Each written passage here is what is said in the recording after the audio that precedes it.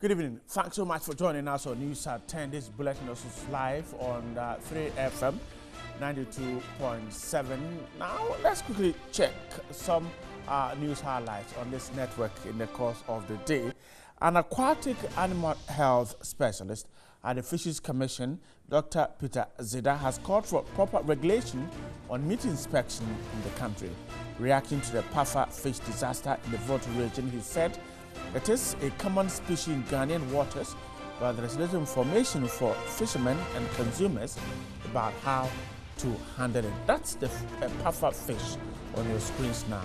A fish that you need to take good care of before you can consume it. We're told 5 people have died from that. Government has mobilized about $1 million of relief items to Sierra Leone after the mudslide, which left about 600 people injured and 3,000 others rendered homeless. Vice President Dr. Mohamedou Bawumia is expected to leave for Sierra Leone on Saturday to commiserate with the people after the loss of more than 400 lives. So, a mass burial there in Sierra Leone and Ghana deciding to go and render support. The Electoral Commission has been indicted in the Auditor General's report, that's in 2015, for allowing its staff to benefit from vehicles auctioned to the public in 2013. The Commission raised only 83,000 cedis from the auction of 40 vehicles. The Deputy Chair of the Commission, Amadou Sule, said the move was a way of motivating the staff. So we sold the vehicles, but that was to motivate the people who have been working with. And finally, on the international front, we'll tell you that 3 days of national mourning declared in Spain for the victims of the van attacks in central Barcelona. 14 people are now known to have died in the attacks in Barcelona and Cambrils over the past 24 hours.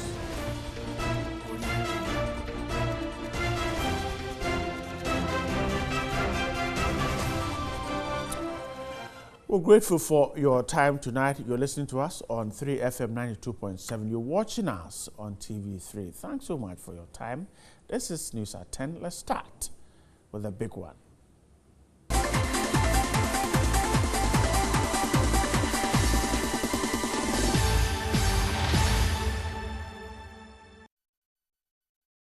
And we're starting from the Tema port because clearing agents have protested the slow pace of work at that port. They contend that a reduction of the number of customs officers at post is delaying the issuance of valuation and classification documents.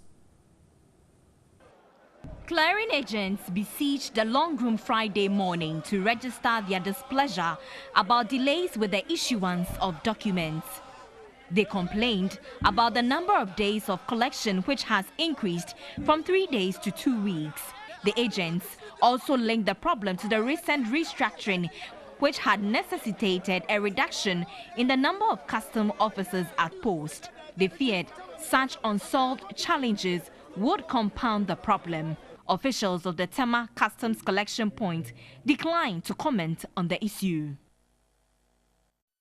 All right, so a lot of news coming from the port there, but let's speak to the president of the Ghana Institute of Freight Forwarders. Let's find out what exactly the problem is. Kwabena Ofosu-Appiah has just joined me on the phone lines. Kwabena, good evening, but let's start from here. So, the directive to start the paperless process on 1st September, you people think it's not workable because of what happened today? Good evening, Bright. This issue has assumed a certain, the narrative has assumed a certain, it has taken a certain leg that I'm also enthused about.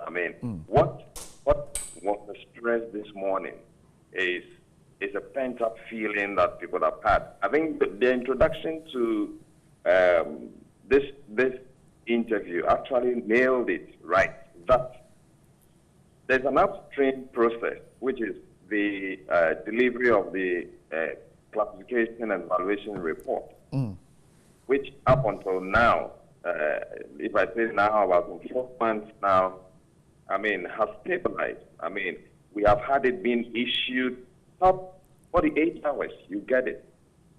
And for about 4 months now, increasingly, we've been having problems with the issuance time. We have complained, and it doesn't seem to be abating, and it's compounded. That is what I was giving expression to this morning. But why are you blaming it on what is expected to happen on the 1st of September? That is what we have to clarify. Nobody is blaming it on what is expected to happen. It is even a proper wake-up call to alert the authorities that if 1st September will succeed, we don't have to unduly layer it with backlogs of problems. 1st September will have to take off smoothly from a very even ground. We don't have to laden 1st September with problems that have started for about a month now. So we think that it is fortuitous for the presidency to even step in to rectify situations before we attempt September. What will slow the process down? From indications, you people are suggesting that the processes that will start on September 1 will slow down due to certain reasons. What is it? You see, the Customs Technical Service Bureau is like the major bolster in the breakwaters. That is the main pillar. That is the first line of call in the process. So if that main first line of call suffers this level of weakness, you can sure bet that every other lock in the chain downstream is going to suffer. You see, if you cannot get your document, if you watch the timeline that the Vice President put on this, it's about 4 hours. And if you are going to take let's say 2 weeks out of the 4 hours, watch what I'm saying very carefully. If you are going to use 2 weeks out of the 4 hours to receive report, where will the 4 hours be? You see? I see. Yeah, that is at the crux of the whole issue. Aren't you people simply trying to kick against a system? It is a new system, so certainly it will run into challenges. So why don't you let the challenges come and let's deal with the challenges as when they come? Right, I think we are not communicating effectively. Let me try it from this angle. I'm saying that 4 months up until now, this system is, we are applying live situations as we speak. Forget about 1st September. We want an issue solved for us today, how we receive valuation, classification, and valuation report. Got nothing to do at all with 1st September. If we have situations moving smoothly, like before this 4 months, nobody would have heard of us. 1st September would have come, and we would have dealt with the issues of 1st September and beyond. So let nobody confuse the situation at all. So your suggestion is that even before the directive takes effect, you're already experiencing some challenges. We are experiencing challenges that have got nothing to do with the directives. What we are saying today, it is only because 1st September is the in thing now. But what we are experiencing today is that we are still working, and for whatever reason that the process has slowed down at the Customs Technical Service Bureau, we want it rectified. We think that the problem, which is at the CTSB, has been properly identified and it can be resolved. It is a scientific problem, which means that we are not talking voodooism here. We can have solutions. What should government do? See, I thought you were going to ask me what the problem is at the CTSB. The problem at the CTSB is that there has been staff restructuring. Now, that place is a very unique unit within the lock. So if you move staff from that place, you expect to replace them with staff of equal capacity or more, who know how to use the applications there to deliver the reports that we need to work with. But when you move staff from there, no matter the level of other stuff that you bring there, they must match the expectation on the ground. They must match the delivery expectation. These are customs officers. Exactly so. So government should get in more of them? Is that what you're suggesting? Not more of them. They should get in. That's what I mentioned. I said unique. They are unique.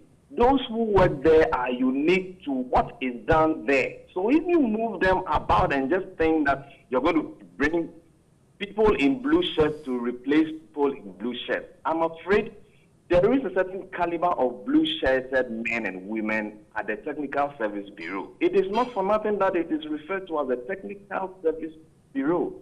So you have to bring in people, and it will take time to do that.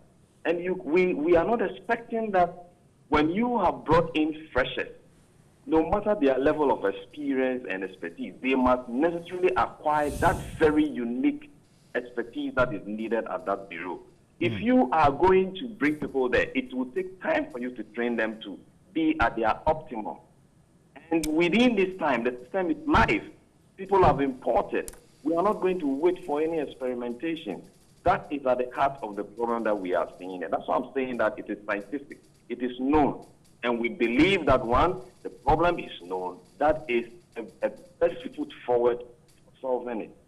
I'm grateful. Kwabena Ofosu-Appiah is the president of the Ghana Freight Forwarders Association of Ghana, the Institute of Freight Forwarders Association of Ghana, talking to me there. Now, let's move on. The Bank of Ghana on August 14 announced that it had revoked licenses of UT Bank and Capital Bank. GCB Bank has taken over UT Bank and Capital Bank Limited as the two banks were struggling to operate financially. We're told so that the Bank of Ghana approved a purchase and assumption transaction with GCB Bank Limited that transfers all deposits and selected assets of UT Bank Limited and Capital Bank Limited to GCB Bank Limited. The Bank of Ghana has revoked the licenses of UT and Capital Banks Limited. The action has become necessary due to severe impairment of their capital. That's exactly what we're told. Now, this means that 40% or not less than 40% of workers of the two liquidated banks will be laid off, most of them being management members.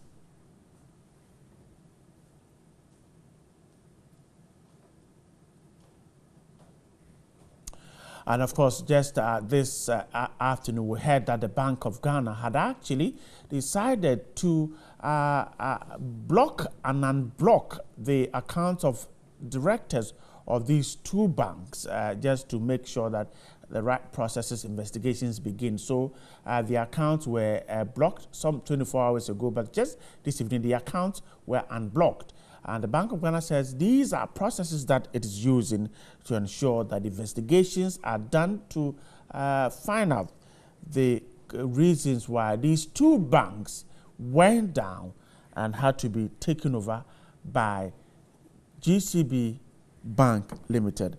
The man in charge of banking supervision at the Bank of Ghana, Raymond Amanfo, said that these accounts have been unblocked and that is enough for the main committee that is investigating the collapse of the two banks to begin work.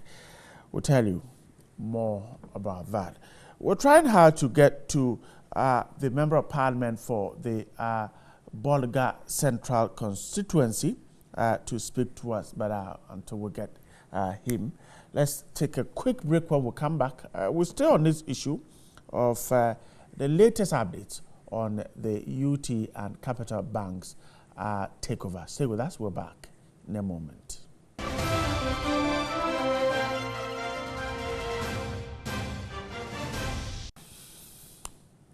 Welcome back. Tullow Ghana has hinted its readiness to invest $8 billion in the near-field opportunities at both Jubilee and the 10 fields, as well as additional blocks that have been abandoned by other investors.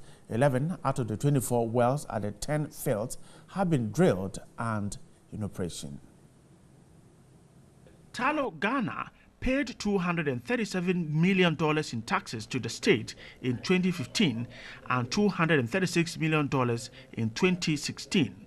The $1 million decrease was due to the faulty turret bearing on the FPSO Kwame Nkrumah, which led to reduction in production and lower crude prices on the world market. The managing director of Tullow Oil Ghana, Charles Darko, indicated the oil company is ready to invest more in the country. We're in discussions with the government right now, expecting that we'll get approval by next month, and that will pave the way for the Greater Jubilee plan to be fulfilled. On a maritime border dispute between Ghana and Ivory Coast, he stated Tullow is now optimizing its operations as it awaits the outcome. We are planning such that, based on the outcome of the ITLOS ruling next month, we will be in a position to start drilling next year as quickly as possible. But it depends on, well, the decision itself and the directives and engagements with the government. There have been concerns on transparency so far as measuring of output from oil fields. Operation Director of Tullow, Andy Oliver, explained the measuring process is safeguarded. We measure the volume of oil, and that is fiscally measured. That's done to very high standards, and those results are then sent ashore. Nobody can tamper with that. But also the oil, when it goes off the facility, goes onto another offtake tanker where it is measured, and there is another representative on there, and there's a customs representative on there. There's actually about 7 or 8 representatives out there measuring from different perspectives.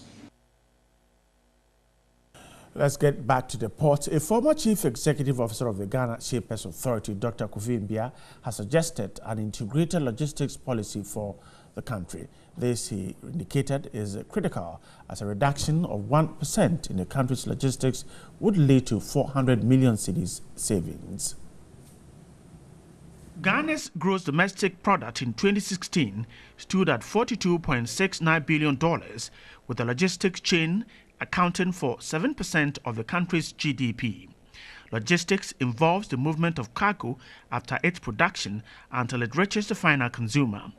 At a transport and logistics conference in Accra, Dr. Kofi Mbia noted the heart of every international trading relation is logistics. And to be competitive, it means your logistics must be right. All the inefficiencies which you have in the way of that movement until it reaches the final consumer add up to cost. And once they add up to cost, it does not make you competitive. So logistics plays a very important role. And that is why you need to have a seamless and an integrated system of transport as part of your logistics chain, which would ensure that your maritime sector, your road sector, your rail sector, your waterways, all of them are seamlessly integrated and are working together for efficiency and for competitiveness.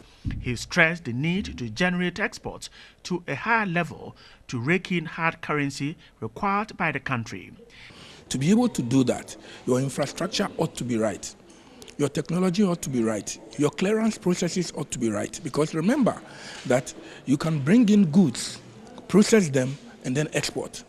But if when you bring in the goods in the first place, the processes that you go through to clear them are inefficient, they will translate into cost. The Director General of Ghana Ports and Harbours Authority, Paul Ansasari, said after the expansion works, the port will improve the country's logistics in order to make the country competitive. As we modernize, the cost will be reduced drastically and make our ports more competitive. We are trying also to make exports more competitive, getting our exports to be more competitive on the international market depends so much on the speed with which we process. The theme for the conference was Ghana's new momentum, promoting sustainable transport and logistic value chains through public-private partnership. And in some other news, ambassadors and high commissioners of Nigeria, Burkina Faso, United Kingdom and Angola have presented their letters of credence to President Nana Addo Dankwa Akufo-Addo at the Flagstaff House. The envoys pledged to further strengthen relations between their respective countries and Ghana during their periods in office. First to present his letters of credence was a representative of Nigeria, Ambassador Michael Femi Abikoye, a career diplomat. The High Commissioner pledged to work towards enhancing the economic growth of Ghana and Nigeria. President Muhammadu Buhari is committed to the change agenda, which focuses on 3 items: revitalizing the economy, fighting corruption, and ensure that we tackle security. President Akufo-Addo said the two countries should work to further strengthen relations. Much of the difficult situations that West Africa has been through in the last 25, 30 years, Ghana and Nigeria have worked together. In fact, we have spilled the blood of our own sons and daughters to try and preserve peace and security in our region. You can go back to Liberia, Cote d'Ivoire, Sierra Leone, it's numerous, where the relationship between Ghana and Nigeria made it possible for us to bring peace and security in ECOWAS. Next to present his letters of credence was the Burkina Faso ambassador Pingurinoma Zagre, who pledged to work to promote trade and agriculture. President Akufo-Addo said Ghana will support Burkina Faso in the fight against terrorism. Also at the Flagstaff House to present his letters of credence was the UK High Commissioner to Ghana, Ian Walker. We already have a very strong trade relation, over £1 billion a year in bilateral trade across all sectors of work, particularly we notice in oil and gas and agribusiness and areas right across both our economies. But I note that it's significantly down actually from what it was 4 years ago, and I feel strongly that needs to change. And I hope during my time here we will be working hard to encourage not just more UK businesses to come to Ghana, but also to encourage Ghanaian businesses to invest in the UK. And Ambassador Admiral Augusto da Silva also presented his letters. We treasure the relationship. We have found a way to turn what was an unequal relationship into a relationship of partners. We're counting on receiving increased British investment in our country, just as we're also looking at heightening and intensifying the trade between Ghanaian businesses and UK firms as well. So it's a good moment to come. The Angolan envoy pledged his commitment towards contributing to the strengthening of political and diplomatic relations between Ghana and Angola. President Akufo-Addo said more should be done to strengthen ties between the two countries.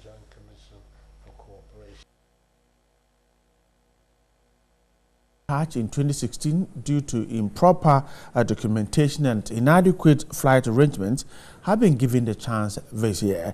The arrangement was made known by the chairman of the Hajj board, Sheikh Isikwe, at a news conference in Accra. The 450 Muslims who could not make the trip to Mecca also have the option to either let someone travel on their behalf or get their monies refunded. So the chairman of the board, Sheikh Isikwe, met with governments. He met with the president, pleaded with him that this is the situation that we have now. He should see how best he can help us by paying for these 452 pilgrims.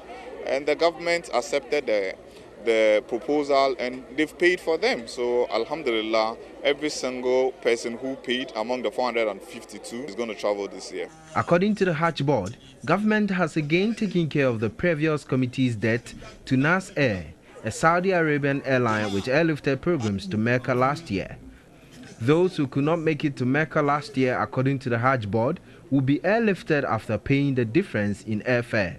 They paid their money all right, but they were not able to go to perform the Hajj. If you don't want to go this year, then the money is there.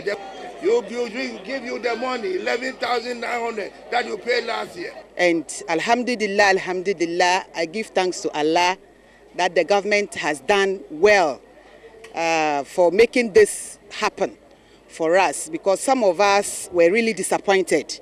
We thought that was the end of everything. Yes, last year we are almost 1 week here. We sleep here for 1 week. We haven't got anything. But today you just come for early in the morning, and by now we are getting it. It is very, very good. The Electoral Commission has been indicted in the 2015 Auditor General's report for allowing its staff to benefit from cars auctioned to the public in 2013. The Commission raised only 83,000 cedis from the auction of 40 vehicles, but Deputy Chair of the Commission, Amadou Sule, said the move was a way of motivating the staff. The Electoral Commission, EC, took its stand at the Public Account Committee of Parliament sitting. The 2015 Auditor General's report cited the EC for auctioning 40 vehicles in a manner that breached the auction process. The EC failed to provide detailed information on the auction, making it difficult for the Auditor General to ascertain the make of the vehicles when they were purchased and the level of depreciation. The EC had estimated the cost of the cars to be 402,328, but the actual amount realized after the auction was 83,000, a situation that caused the committee to wonder why the huge discrepancy. There was also an issue on who must benefit from the auction of public vehicles. But a Deputy Commissioner, Amadou Sule, explained that though it was unwritten, the auction policy was for staff of the EC to buy some of the disposed of vehicles as a way to motivate them. Opportunity is given to the staff as a means of motivating them, but the issue is open.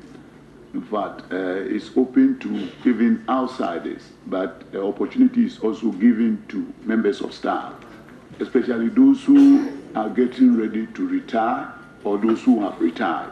Whether there is a written policy, like you were saying, this was discussed at the commission. Former chair of the EC, Dr. Kwejo Afarijan, purchased a 2008 Nissan minivan for 2,675. Current chair Charlotte Osei told the Public Account Committee Dr. Afarijan and all those who benefited from the auction had paid for the vehicles. When asked if the vehicles were properly valued, the chairperson, Charlotte Osei, indicated the STC valued the vehicles. A Peugeot Boxer minibus purchased in 2007 at a cost of 96,015.94 was sold in 2013 at 3,745. A Nissan hard body pickup purchased in 2007 at 18,483 was sold in 2013 at 1,926. Right, and from there, that's how we're wrapping up the show for tonight. If you listen to us on 3FM, we're grateful. If you watched us on TV, we're also grateful for your time with us. My guys in the studio, Mando Stevenetti, James Latin, of course, the great guys who made the show, John Flagbo, Manassas Darko, and of course, the director, Richard Bushland. The show was put together by Ebenezer Ejekum Boateng and Samuel Entry. My name is Bright Nanaf. Have a great night, but stay right here on TV.